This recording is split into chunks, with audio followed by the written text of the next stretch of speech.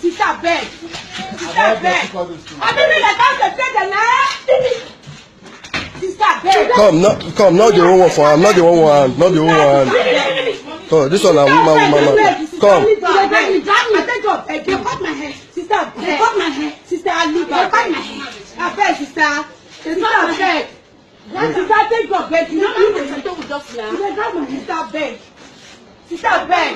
This woman said, why sister, beg. Leave my hand now. Sister, I beg. I take up. Beg. You are beg. So that means I say now. Oh, na me they waiting. Na me they tell waiting for some.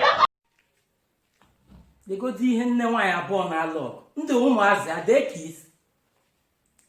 I've not seen any advantage in fighting. And where people how me understand.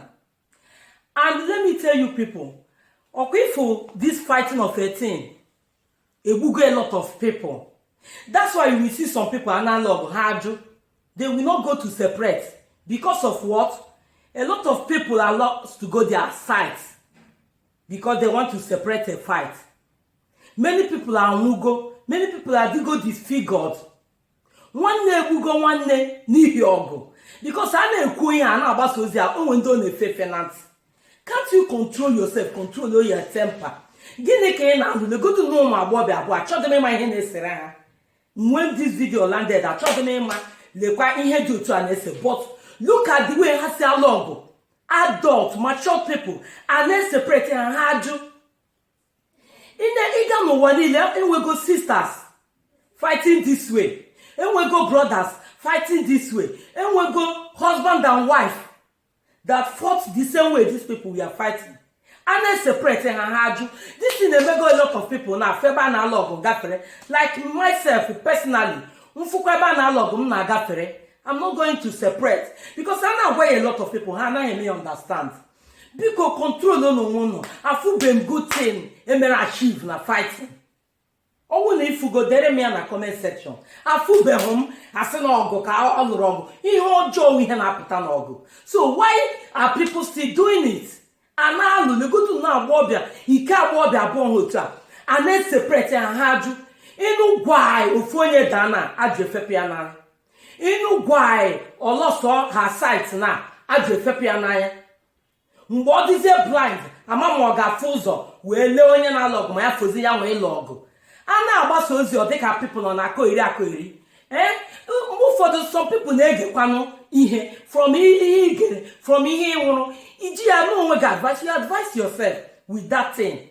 The good ike abụọ bịa abụọ otu ana if ihe ndị a doriri onwe ha if these people doriri onwe ha go to my YouTube and watch the full I will put the full video on my YouTube. I just want to make more talk with this thing were amazing iwe. Look at adults now ụmụazị. I can only separate kids if ụmụazị na logo and when the right as a mature person use all your strength to separate or look at adults who can separate stay in hard at the end in I have a problem. Oh, at the end of this fight now, go and watch at the end of this fight now, only Madoya. At the end of the fight, only Okobaji, Akabaji, Anya Piara. Is it good? No. Because that temptation can lead you to fighting when you control the good on prevention is better than cure. Mbochi ka oria ka ogwugwo so prevent it on time. Ihe ga need gị log nwanne vunka madam statement onye bịa na ịba ma ọgụ ma wara so save go my life because even nani ni huru nwoke na social media you must know we disgrace afogina o nwere many ladies so deprived with o nwere many guys ị gara ịlụ nwaanyị atụ jobla ga na onye na log ife ho na alụ no ọ ga-egbu m n'aka. So advise yourself.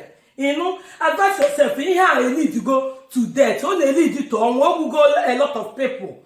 Or destroy a lot of families. So control your temper because I'm not from temper, hot temper ka fighting and say bido. If not, on one year they calm, they cool, or go get bido provocation like you or something the bad in the manner.